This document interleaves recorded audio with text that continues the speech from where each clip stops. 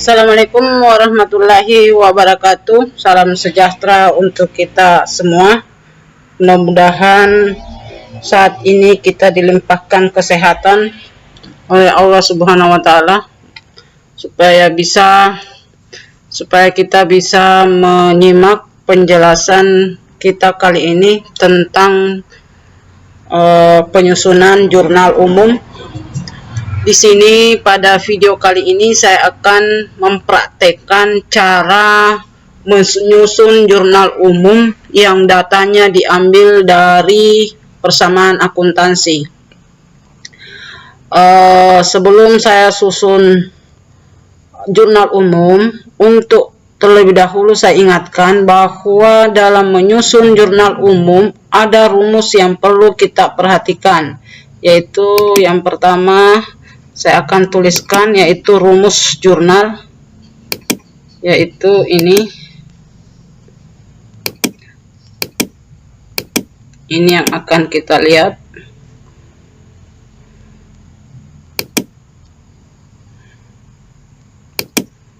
Saya hapus dulu, kita akan lihat ini rumus jurnal yang pernah saya jelaskan pada video sebelumnya. Di sini harta, kemudian utang, modal, praif, beban, dan pendapatan. Oke, di sini debit, kredit, dan seterusnya. Di sini plus, minus, sini minus plus, di sini minus plus, di sini juga minus plus, di sini plus minus, di sini plus minus. Inilah yang akan kita lihat. Rumus inilah yang akan kita lihat dalam menyusun jurnal umum. Oke, kita mulai penyusunan jurnal umum. Yang pertama itu kita tulis tanggalnya. Kemudian saya ingatkan lagi, jangan lupa judulnya Bengkel Anton, kemudian judul jurnal umumnya, kemudian periode laporan keuangannya. Ini kopnya harus ada dalam menyusun setiap laporan dalam proses akuntansi. Oke, kita mulai pindahkan analisis jurnal ini ke jurnal umum. Yang pertama itu tanggal, kita tulis tanggal 2 bulan 2. Kemudian yang pertama itu utang usaha. Utang usaha kita cek, utang usaha bertambah, berarti ini utang. Utang usaha bertambah berarti utang bertambah di sisi kredit, berarti kita tulis di sini utang usaha di sisi kredit, berarti penulisannya itu di bawah utang usaha. Di sisi kredit berarti kita tulis di sini kredit, berarti di sini kosong, di sini sebesar ini 24 juta. Kita tulis 24 juta.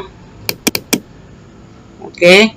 Kemudian perlengkapan bengkel bertambah, kita cek perlengkapan bengkel ini bertambah apakah dia berada di sisi debit atau kredit. Kita cek perlengkapan bengkel ini masuk kategori harta, masuk kelompok harta, berarti harta. Perlengkapan bengkel bertambah berarti harta bertambah pada sisi ini, harta bertambah pada sisi debit, berarti kita tulis, berarti penulisannya itu berada di atas kalau debit. Perlengkapan bengkel sebesar di sisi debit, karena ini debit berarti kreditnya kosong, berarti kita tulis di sini 24 juta. Penulisan jurnal umum itu tidak boleh selurus antara debit dengan kredit pada kolom nama akun. Kalau kredit itu agak masuk ke dalam penulisannya, kemudian kalau penulisan nama akun untuk debit itu dia berada di atas, kemudian agak menonjol ke depan. Kalau debit penulisannya untuk nama akunnya itu dia harus berada di bawah, kemudian agak masuk ke dalam. Itu cara penulisan jurnal. Jangan seperti ini, misalnya ini ada misalnya juga begini, utang usaha, dia tulis di sini kredit sama misalnya 24 juta. Kemudian perlengkapan, di sini dia tulis perlengkapan bengkel sebesar 24 juta. Kalau diperhatikan perlengkapan bengkel itu betul dia berada di debit, kemudian utangnya ini dia berada di kredit, tapi ini salah. Kenapa? Penulisannya yang salah. Seharusnya ini di atas, kemudian ini di bawah. Itu terbalik. Biarpun penentuan ininya betul. Oke? Jadi ingat, jangan seperti ini. Ini berarti penulisan di jurnal umumnya salah. Oke, kita lanjutkan saja ke transaksi kedua, yaitu tanggal 5. Kita tulis tanggal 5. Kemudian kas ini, kas bertambah 4 juta. Kita cek ini kas masuk di kelompok harta, berarti harta bertambah pada sisi debit. Berarti sebesar 4 juta di sisi debit.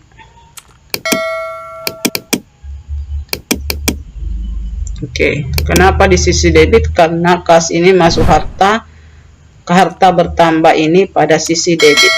Oke, sudah. Kita lanjut piutang. Piutang usaha ini berkurang. Kita lihat lagi piutang usaha ini, kita lihat di nama-nama akun dia masuk kelompok harta. Kalau dia masuk kelompok harta berarti harta berkurang, berarti apakah dia di sisi debit apa kredit? Kita cek harta berkurang berarti dia di sisi kredit. Berarti kita tulis piutang usaha sebesar 4 juta. Oke, selesai. Kemudian kita pindah ke tanggal 8 bulan 2.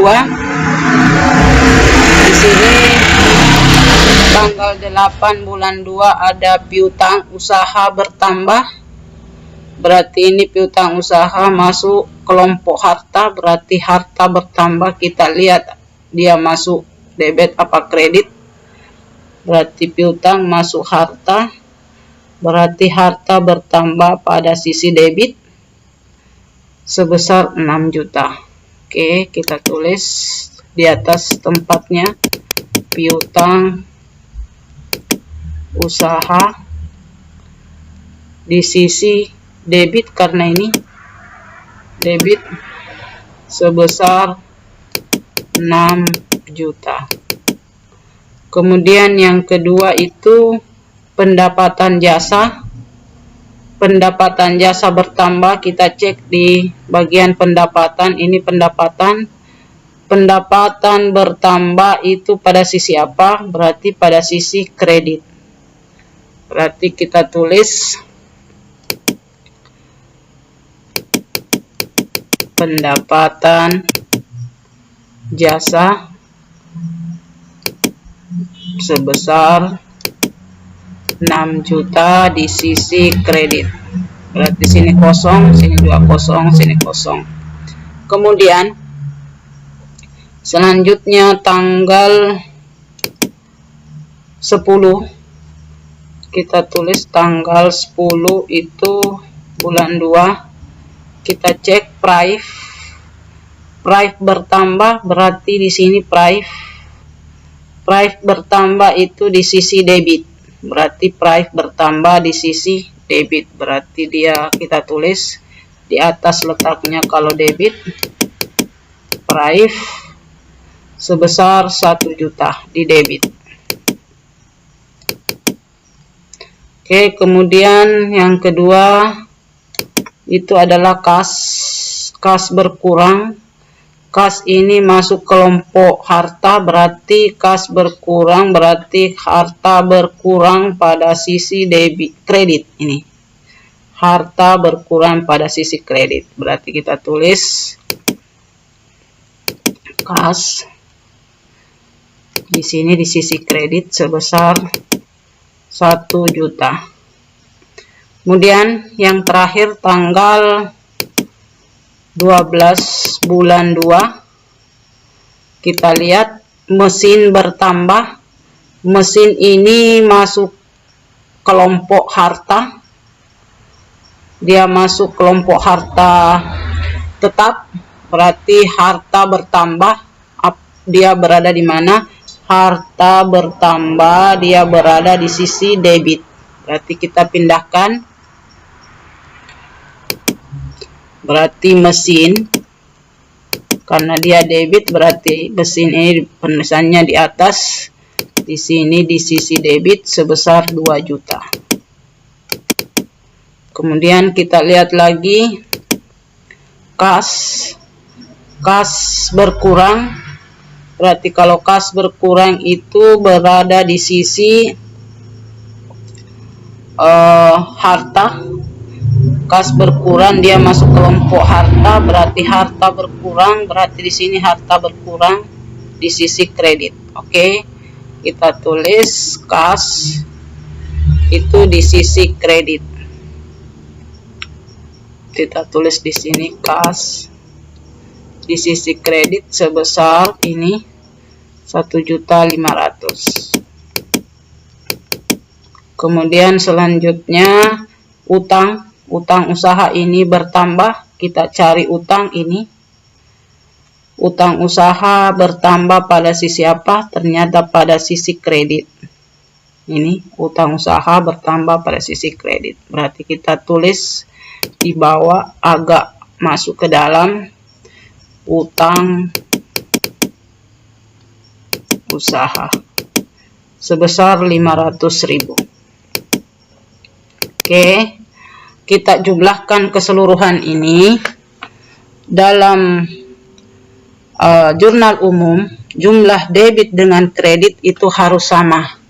Jumlah yang ada di debit dengan jumlah yang ada di kredit itu harus sama. Kita jumlahkan berapa jumlahnya. Setelah kita jumlahkan itu jumlahnya 37 juta. Ini juga saya sudah jumlahkan, jumlahnya itu 37 juta. Kemudian yang perlu diingat juga bahwa dalam menyusun jurnal umum itu penentuan debit kreditnya itu setiap transaksi ini, setiap satu transaksi itu jumlah debit dengan jumlah kredit itu harus sama. Misalnya, ini transaksi tanggal 2, jumlah debitnya 24 juta, kreditnya juga 24 juta. Sama juga di transaksi kedua, yaitu tanggal 5. Ini harus sama. Jumlah debitnya dengan jumlah kreditnya. Kapan tidak sama berarti salah dalam menyusun jurnal umum. Sama seperti ini tanggal 12. Jumlah debitnya 2 juta, kemudian jumlah kreditnya juga 2 juta. Jadi di setiap transaksi itu jumlah debit dengan kredit itu harus sama. Akhirnya nanti sebentar pada ditotalkan di bawah, pada saat kita totalkan di bawah itu otomatis langsung sama. Karena di setiap tanggal transaksi ini jumlahnya sudah sama. Misalnya ada transaksi, misalnya dalam satu transaksi debit semua. Misalnya di sini perlengkapan bengkel jumlahnya debit, kemudian utang usaha juga debit. Di sini juga debit, berarti jumlahnya ini misalnya 48, sedangkan di kredit itu tidak ada, berarti 48 dengan kosong, berarti tidak seimbang. Berarti kalau tidak seimbang, berarti periksa cara penyusunan jurnal umum, ataupun diperiksa cara kalian menganalisis transaksi. Itu. Jadi letak kesalahannya, lihat penyusunan jurnal umumnya, kemudian kesalahan pada analisis jurnal transaksi, analisis transaksi. Jadi tidak boleh, jadi intinya di sini tidak boleh dalam satu transaksi tidak boleh ada jumlah antara debit dan kredit itu tidak seimbang, tidak boleh. Harus seimbang antara debit dan kredit. Oke, sampai di sini untuk pembahasan kali ini tentang cara penulisan penyusunan jurnal umum. Untuk mengakhiri video saya kali ini, kata-kata yang saya ingin perlihatkan adalah ini. Saya hapus dulu.